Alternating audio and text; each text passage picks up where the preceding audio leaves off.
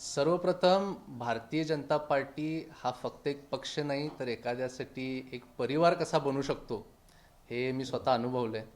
आपल्याला सर्वांना माहिती आहे, 1 वर्षापूर्वी विधानसभेच्या निवडणुकीदरम्यान मी तयारी करत होतो. काही कारणांमुळं माझी उमेदवारी पुढे जाऊ शकली नाही, परंतु मला आनंद ह्या गोष्टीचा आहे की सर्व वरिष्ठ नेते जे मला गेले अनेक वर्ष मार्गदर्शन करत आलेले आहेत, आज बरोबर 1 वर्षानंतर महानगरपालिकेची निवडणुकीच्या सामोरे जात असताना वरिष्ठ लेवलला माझा विचार झाला. जिल्ह्यातल्या सर्व नेते मंडळींना एक निरोप देण्यात आला की कृष्णराजला ह्यामध्ये उतरवलं पाहिजे, असा आमचा सगळ्यांचा विचार आहे. आणि फक्त 2च दिवसापूर्वी संध्याकाळी मला तो निरोप आला की या निवडणुकीच्या सामोरे जाताना तुझ्या पाठीशी आम्ही सगळेजण उभं राहायला तयार आहे आणि तू हे केला पाहिजेस. मी खास करून सन्माननीय मुख्यमंत्री देवेंद्रजी फडणवीस साहेब, सन्माननीय प्रदेशाध्यक्ष रवींद्र चव्हाण साहेब, त्या टाईमचे प्रदेशाध्यक्ष सन्माननीय बावनकुळे साहेब आणि भारतीय जनता पार्टीचे सर्व वरिष्ठ नेत्यांचे खूप खूप मनापासून आभार मानतो की त्यांनी माझ्यावर एवढा विश्वास व्यक्त केला आणि एवढी मोठी ताकद म्हणून माझ्या पाठीशी ते उभे आहेत. महापालिका निवडणुकीला सामोरे जात असताना कोल्हापूरचे कुठले महत्त्वाचे प्रश्न वाटतात जे गेल्या 25 वर्षात सुटलेले नाहीत आणि पुढे ते सुटावेत आणि चांगला एक कोल्हापूर जगाला पाहायला मिळायचं काय किंवा काय विजन असणार? हो, माझा खरं तर जाहीरनामा जो असेल तो लवकरच बाहेर येणार. त्यामध्ये मी विस्तारमध्ये आपल्याला सर्वांना त्या बाबतीत माहिती देईन. पण आपण सगळ्यांनी बघितलं असाल की माझ्याकडे कुठलंही पक्षाचं किंवा संविधानिक पद नसताना सुद्धा मी कोल्हापूरचे अनेक समाजाशी निगडीत असणारे प्रश्नांवरती काम करत आलो आहे. त्यामध्ये खास करून आता कचऱ्याविषयी प्रश्न असतील, डेव्हलपमेंट फंड्सचे विषय असतील, क्रीडा क्षेत्रात असेल, असे अनेक गोष्टी आहेत. परंतु ह्या निवडणुकीला सामोरे जात असताना मी थोडेसे वेगळे युनिक मुद्दे घेऊन उतरणार आहे आणि ते आज ह्या ठिकाणी जाहीर करणं ते योग्य नाही आहे. पण येणाऱ्या काही दिवसांमध्ये जेव्हा माझा जाहीरनामा बाहेर पडेल त्या माध्यमातून मी तुम्हाला सांगेन. फोटो आणि त्याखाली नेक्स्ट मेयर असा एक ट्रेंड चालतोय, कसं बघताय याकडे?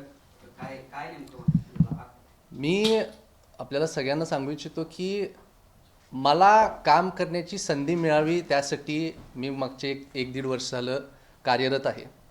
पक्षांनी, सन्माननीय आमच्या सर्व जिल्ह्याच्या नेते मंडळींनी, महायुतीच्या सगळ्या नेते मंडळांनी माझ्यावरती विश्वास व्यक्त करून मला ह्यामध्ये उतरवत आहेत. ह्याचाच मला खरं तर फार अभिमान वाटतो. आणि पुढे जात असताना मी कुठल्याही आता पदाचा न विचार करता ही निवडणूक आहे, ही निवडणूक लढवायची आणि फक्त माझ्या वॉर्डपुरतं नाही पण संपूर्ण कोल्हापूर शहराच्या दृष्टीने मी याच्यावरती काम करणार. माझ्या वॉर्डबरोबरच आमचे भारतीय जनता पार्टीचे महायुतीचे सगळ्या कॅन्डिडेट्सचा मी पुढच्या 15 ते 20 दिवसामध्ये प्रचारासाठी उतरणार आहे. सभा असतील, पदयात्रा असतील, सगळीकडे मी सक्रियपणे आमच्या सर्व महायुतीच्या कॅन्डिडेट्सच्या मागे उभं राहणार आहे. कोणत्या भागामधून आपण निवडणूक लढणार? अजून सगळ्या गोष्टी चालू आहेत. आपल्याला माहिती आहे की वरिष्ठ नेते अजून एकत्र बसून त्यांची चर्चा चालू आहे की कुणाला किती सीट्स मिळतील, काय होणार हे अजूनसुद्धा त्यावरती क्लॅरिटी नाही आहे. परंतु आज किंवा उद्यामध्ये त्या सगळ्या गोष्टी होतील. मी वॉर्ड 3मधनं तशी आता तयारी करायला चालू करत आहे. परंतु अधिकृतपणे जेव्हा केव्हा ते आपल्या समोर येईल तेव्हा आपल्याला सर्वांना समजेल.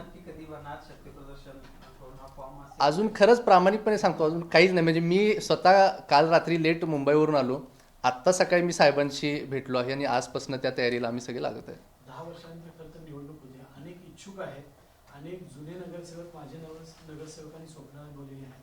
अशामध्ये नवीन चेहरे आता खरं तर महापालिकेला येणं गरजेचं आहे. या संदर्भात काय वाटतं? मला तुम्ही हा प्रश्न विचारला त्याचा फार आनंद आहे. माझ्यासाठी सुद्धा हा एक खूप मोठा अनुभव आहे. कारण 2015मध्ये जेव्हा शेवटची निवडणूक झाली किंवा त्या टाईममध्ये मी स्वतः फार लहान पण होतो आणि मी मुळात ह्या देशात सुद्धा नव्हतो, मी परदेशात होतो. आपल्याला सगळ्यांना माहिती आहे की मी एक खेळाडू आहे. मी इंटरनॅशनल फॉर्म्युला 3 चॅम्पियनशिप चालवण्यासाठी अनेक वर्ष बाहेर होतो. त्यामुळे हा संपूर्ण अनुभव जो आहे तो माझ्यासाठी सुद्धा फार युनिक आहे. महानगरपालिकेची बॉडी असताना कामकाज कसं होतं हे खरं तर मी बघितलेलंच नाही आहे. कारण म्हणजे आता आपण ह्या संपूर्ण प्रक्रियेत जे आहे ते मला शिकायला मिळणार, ती एक चांगली गोष्ट आहे. तुम्ही म्हणला तसं 10 वर्ष झाल्यामुळं अनेक लोक आहेत जे इच्छा व्यक्त करत आहेत. तुम्ही जर बघितला तर महायुतीमध्ये भारतीय जनता पार्टी असेल, शिवसेना असेल, राष्ट्रवादी असेल, यांच्याकडं अनेक लोकांनी येऊन इंटरव्ह्यूज दिलेले आहेत की ते इच्छुक आहेत. खूप चांगली चांगली नावं पुढे येत आहेत आणि मला आनंद ह्या सुद्धा गोष्टीचा आहे की फार अनुभवी लोकांबरोबर मला ह्या निवडणुकीच्या प्रक्रियेमध्ये सामील व्हायला सुद्धा मिळत आहे आणि भविष्यात त्यांच्याबरोबर काम करायला मिळेल याबद्दल पण मला फार चांगलं वाटतं. एकीकडं ऋतुराज क्षीरसागर आहेत, एकीकडे तुम्ही आहात, आमदार पुत्र आहे, खासदार पुत्र आहे, एकीकडे माजी आमदार बरोबर. म्हणजे एक युवा चेहरे पुढे आले आहेत. बरोबर. घराणेशाही पुन्हा एकदा या सगळ्या निवडणुकीत दिसते. बरोबर. कसं पाहता याकडे युवा चेहरा आणि घराणेशाही? मी घराणेशाही खरं तर ह्याला म्हणणार नाही, कारण सन्माननीय प्रधानमंत्री मोदीजींचं एक वाक्य होतं, मागच्या वर्षी त्यांनी पार्लिमेंटमध्ये स्टेटमेंट दिलं होतं की जेव्हा एखाद्या व्यक्ती त्याच्या स्वतःच्या कर्तृत्वावरती, त्याचं स्वतःची प्रसिद्धी, त्या स्वतःच्या कामावरती नाव निर्माण करतो तेव्हा त्याला घराणेशाही म्हणता येत नाही. मला असं वाटते की मी माझ्या सोशल मीडियाच्या माध्यमातून, मी माझ्या सामाजिक उपक्रमांच्या माध्यमातून अनेक लोकांना आजपर्यंत मदत करत आलो आहे.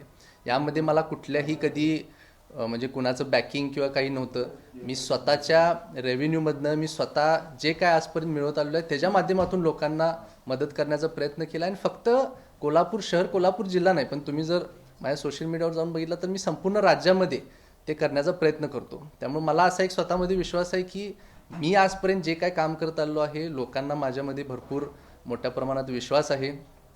विधानसभेच्या वेळेस पण आमची खूप यंत्रणा लागत होती, परंतु ठीक आहे, त्यावेळेस ज्या गोष्टी झाल्या त्या झाल्या. पण ह्याला घराणेशाही अजिबात म्हणता येणार नाही, कारण ह्या संपूर्ण प्रक्रियेमध्ये माझे वडील जरी खासदार असतील, माझे काका जरी आमदार असतील, तरी त्यांचा काहीच संबंध नाही. मी तुम्हाला स्पष्टपणे सांगतो.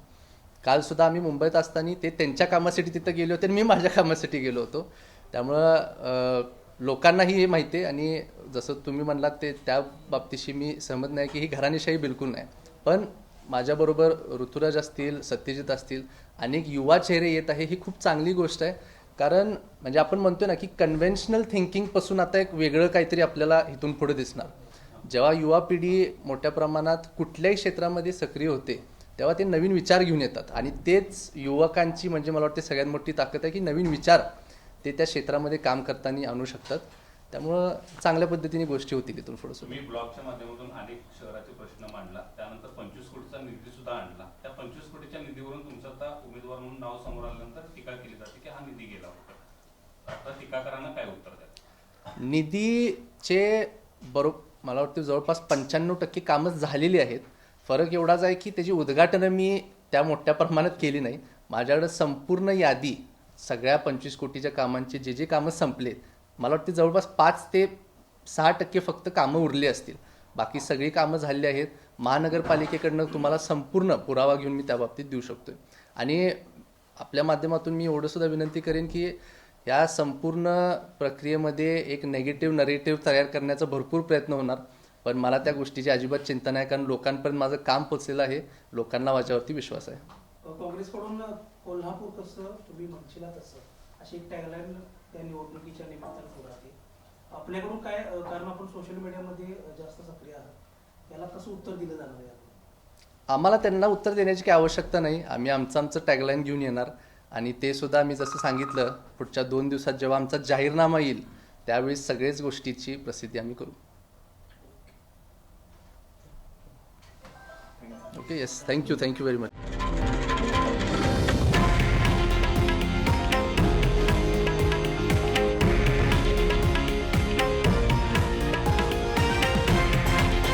हे आहे देशातील नंबर 1 न्यूज नेटवर्क आणि आपण पाहत आहात TV9 मराठी, एकमेव.